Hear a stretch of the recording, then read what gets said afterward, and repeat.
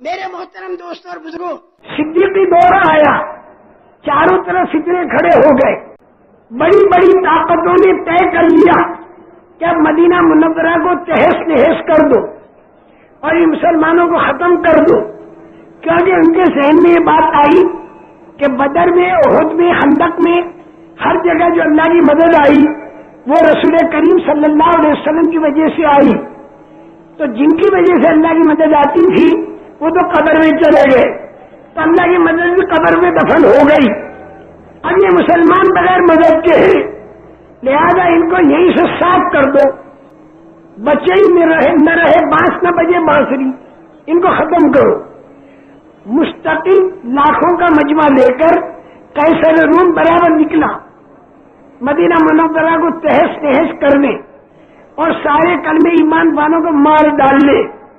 ایک فتنہ یہ آیا، ایک فتنہ جھوٹی نبوت کا آیا، اور ایک فتنہ عربی قبیلے جو تھے ان کے مرتد ہونے کا آیا، اور حضرت ابوبکر صدیق رضی اللہ تعالیٰ عنہ نے اپنے ساتھیوں کے ذہن میں یہ بات ڈالی کہ رسول کریم صلی اللہ علیہ وسلم اگر جو قبر مبارک میں تشریف لے گئے، لیکن ہمارے ایک ہاتھ میں قرآن ہوگا اور دوسرے ہاتھ میں تلوار ہوگی تو قیامت تک ہماری مدد آتی رہے گی۔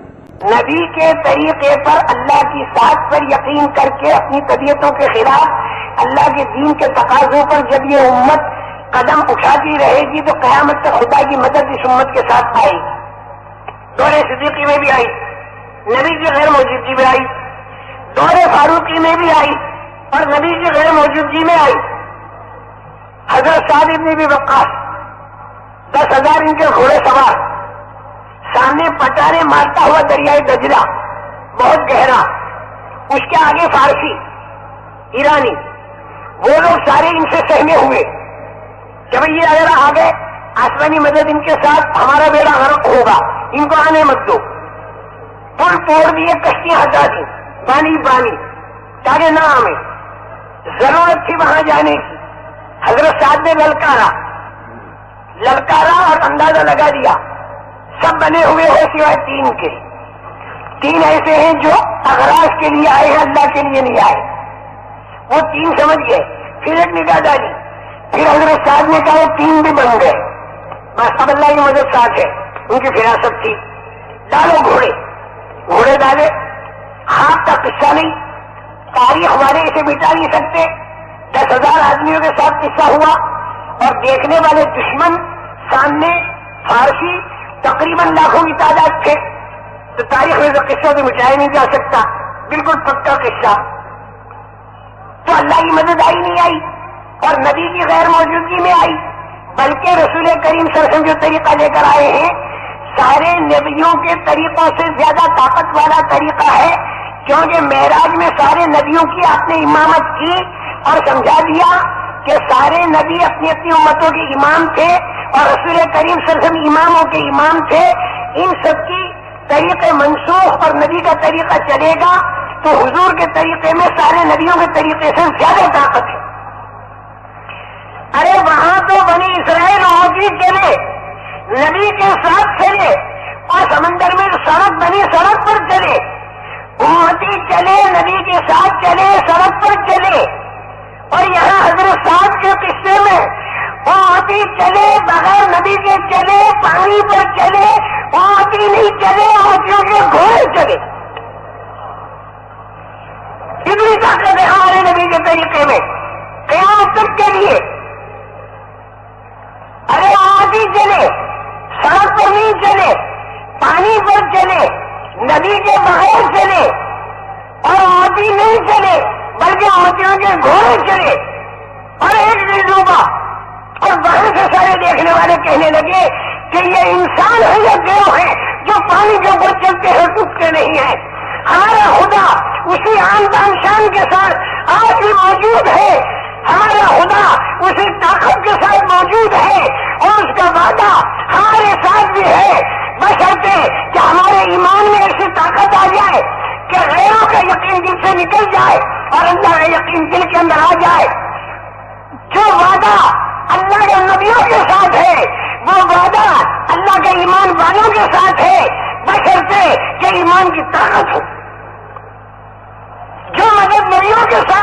گی، وہ مدد ایمان والوں کے ساتھ آئے گی اور قیامت تک آئے گی جب ایمان کا کام دنیا کے اندر کیا جائے. بات وہی آسمان کی ہے.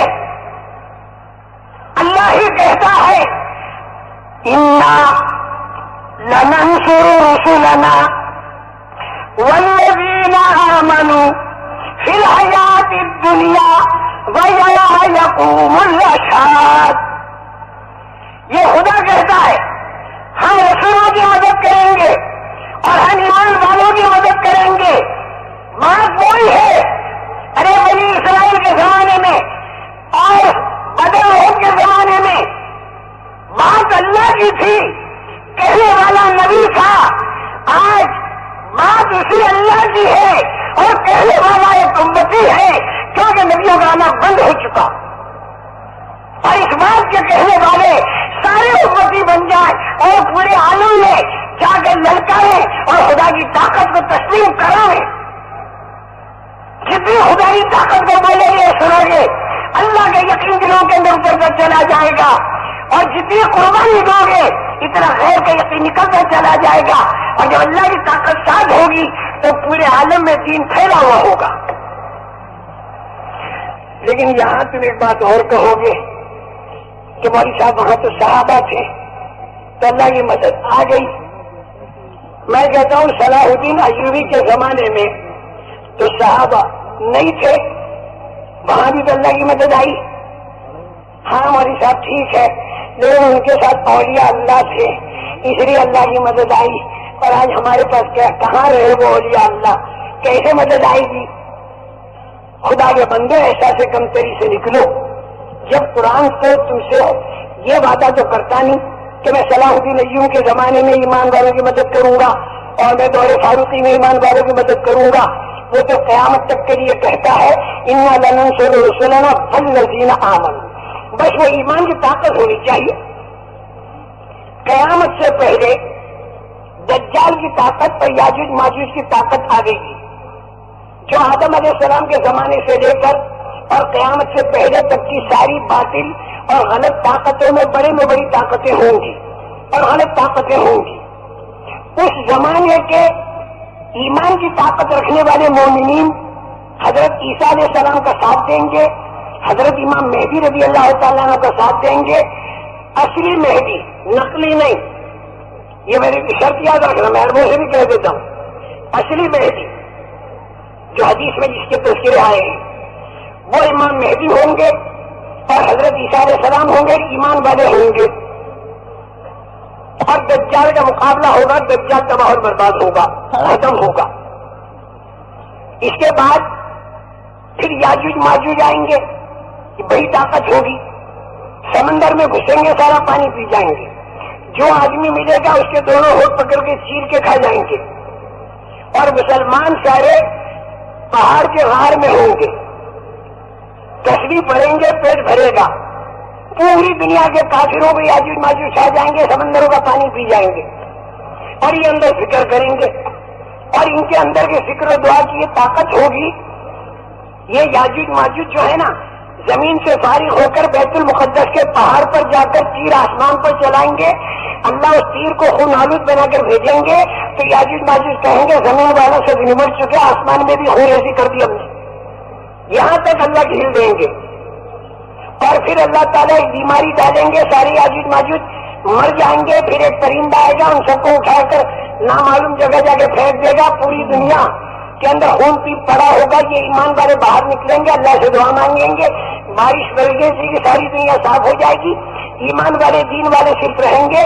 پھر اللہ اتنی برکتیں دے گا کہ ایک انار اونٹ کے اوپر 2 ٹکڑے کر کے رکھا جائے گا اور ایک بکری کا دودھ خالی سارا خاندان پیے گا اور ایک اونٹنی کا دودھ جو ہے پورا قبیلہ پیے گا. اتنی برکت اللہ دکھائیں گے. تو میں کہتا ہوں کہ اللہ نے مدد آدم علیہ السلام کے زمانے سے لے کر رسول پاک صلی اللہ علیہ وسلم کے زمانے تک ہر نبی کی بات ماننے والے کی ایمان کی طاقت کے بعد دور فاروقی میں کی، دور صدیقی میں کی، حضرت عمر بن عبدالعزیز رحمۃ اللہ علیہ کے دور میں کی، صلاح الدین ایوبی کے دور میں کی، حضرت خواجہ محمد اجمیری چشتی رحمۃ اللہ علیہ، حضرت مجدد الثانی رحمۃ اللہ علیہ، ان سارے اولیاء اللہ کے دور میں خدا مدد کر چکا. قیامت سے پہلے امام مہدی اور حضرت عیسیٰ علیہ السلام اور ایمان والوں کے ساتھ دجال اور یاجوج ماجوج کے مقابلے میں خدا کی مدد آئے گی. تو آج کے زمانے میں بھی خدا کی مدد آ سکتی ہے اور خدا کی مدد آ کر خدا دنیا میں دین پھیل سکتا ہے اور پورے دنیا کے اندر امن و امان قائم ہو سکتا ہے. آج بھی ہو سکتا ہے. لیکن اس میں شرط کیا ہے؟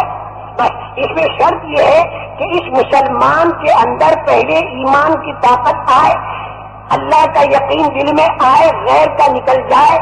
اس کے بعد پھر حضور اکرم صلی اللہ علیہ وسلم کا طریقہ اس کی زندگی میں آئے گا. جب یہ پاکیزہ طریقہ اور پاکیزہ زندگی پوری دنیا کے لوگ دیکھیں گے تو جھک در جھک ایمان میں داخل ہوتے چلے جائیں گے. جو پاکیزہ زندگی مدینہ منورہ میں قائم کی تھی اسی زندگی کو لے کر صحابہ نکلے. مکہ مکرمہ میں دعوت چلی, مدینہ منورہ میں دعوت چلی, زور کی دعوت چلی اور اللہ کی خوب مددیں آئی اور دل کا یقین بنا. اور مدینہ منورہ کے اندر مسلمانوں کے تو 5 باتیں آ جائیں. ایک تو ایمانیات کی لائن جس کو میں نے آمنت باللہ کے اندر بتایا, اور ایک عبادات والی لائن, ایک معاشرت نبوی طریقے پر, معاملات نبوی طریقے پر اور اخلاقی معیار کا اونچا ہونا. یہ سارا کا سارا مدینہ منورہ کے اندر ان لوگوں نے سیکھا. باہر کے لوگ جو آتے تھے تجارت کو یا گزرتے تھے, انہوں نے جب یہ پاک زندگی دیکھی تو وہ لوگ اسلام کے اندر آنے شروع ہو گئے. لیکن اب پوری دنیا کے اندر بات کو چلانا ہے تو رسول کریم صلی اللہ علیہ وسلم نے ان کی جماعتیں بنا بنا کر بھیجی, باہر کے علاقوں میں بھیجی, اور جماعتیں بنا بنا کر جب مدینہ منورہ کے اندر اللہ پاک کی غیبی مدد آئی, بدر کے اندر غیبی مدد آئی, احد کے اندر غیبی مدد آئی, شروع میں اور اخیر میں خندق کے اندر حیرت انگیز غیبی مدد آئی. میرے محترم دوستوں, رسول کریم صلی اللہ علیہ وسلم نے یہ جو 5 باتیں صحابہ میں پیدا ہو گئی تھی اس کو دے کر باہر جانے کا حکم کیا کہ جماعتیں بنا بنا کر باہر جاؤ, جماعتیں بنا بنا کر باہر جاؤ. ایمانیات کی لائن ہو, عبادات کی لائن ہو, اخلاقیات کی لائن ہو, معاشرت اور معاملات بالکل صحیح ہو. اور جانے کے بعد 3 کام کرو.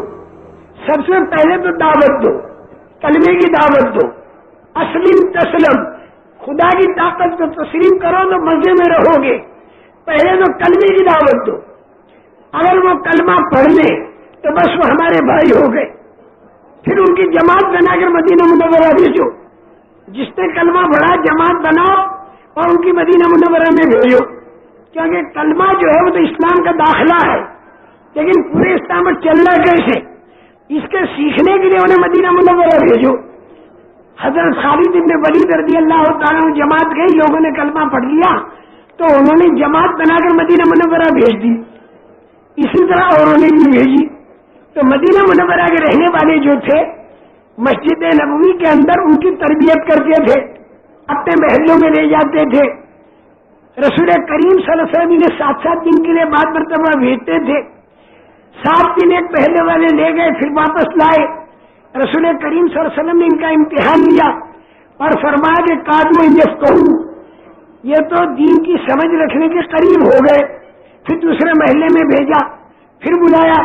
محلے والوں نے کیا کیا, انہوں نے کہا انہوں نے ہمارے لیے بچھونے بچھائے, کھانا کھلایا, ہمیں دین سکھایا. ثم یعلموننا القرآن, ہم کو قرآن سکھایا. پھر آپ نے امتحان لیا, فرمایا قد فقیہ, 15 دن کے اندر فقیہ بن گئے. پھر ان کی جماعت بنائی, اس پر ایک امیر بنایا اور کہا جاؤ اپنے قبیلے میں وہاں مسجد بناؤ, سیدھی سادی. اور یہ جو تم نے مدینہ منورہ میں دیکھا اور مسجد نبوی میں دیکھا تم اسے وہاں پر چالو کرو. تو اس طرح یہ ساری چیزیں آگے بڑھنی شروع ہوئی. تو پہلا کام تھا کلمے کی دعوت دینا. یہ رسول پاک صلی اللہ علیہ وسلم فرمایا کرتے تھے. اور اگر وہ کلمہ نہ پڑھے تو بھی ہمیں لڑائی نہیں کرنی. وہ کلمہ نہ پڑھے تو بھی ان سے لڑائی نہیں کرنی. ہم لڑائی بھڑائی والے لوگ نہیں ہیں, لڑائی نہیں کرنی. ہاں ہتھیار لے کر جانے پڑتے تھے, اس لیے کہ عرب لوگ جو تھے ان کے اندر مارنا, پیٹنا, ڈاکہ ڈالنا, قتل کرنا ایک عادت تھی. تو اپنے بچاؤ کے لیے انہیں ہتھیار لے کر تو جانا پڑتا تھا انہیں, لیکن لڑائی کے لیے ہتھیار نہیں تھے, اپنے بچاؤ کے لیے تھے. پہلا کام تو کلمے کی دعوت. اگر وہ کلمہ نہ پڑھے تو بھی لڑائی نہیں. پھر ان سے یوں کہو کہ جب تم خدا کی طاقت کو تسلیم نہیں کرتے تو دنیا کے اندر سربلندی کے ساتھ رہنے کا تمہیں حق نہیں ہے. سربلندی کے ساتھ جو اللہ کی طاقت کو تسلیم کرنے والے ہیں وہی رہیں گے اور تمہیں سر نگو بننا پڑے گا. حتیٰ یوں تو جزیت یدی مہم صاغرون، ہماری رعیت بنو اور سالانہ جزیہ دیا کرو. وہ جزیہ اس بات کا لیں گے کہ ہم تمہاری حفاظت کریں گے. کوئی تمہارے پر حملہ کرے گا تو ہم تمہاری حفاظت کریں گے، جزیہ دو. اور یہ بات قیصر سے بھی کہی گئی اور یہ بات کسرا سے بھی کہی گئی، یہ بات رستم سے بھی کہی گئی. حالانکہ رستم کا بہت بڑا فوج وہاں پر موجود اور زیب و زینت کا سامان وہاں پر موجود، لیکن حضرت ربعی بن عامر رضی اللہ تعالیٰ عنہ پستہ قد صحابی تھے. وہ ایک دم سے اس کے تخت کے اوپر چڑھ گئے اور جا کر رستم سے یوں کہا، اللہ تعالی لنخرج العباد من عبادت العباد الى عبادت رب العباد ولنخرج الناس من جور الادیان الى دین الاسلام ومن ذکر الدنیا الى صحتها. اللہ نے ہم کو بھیجا ہے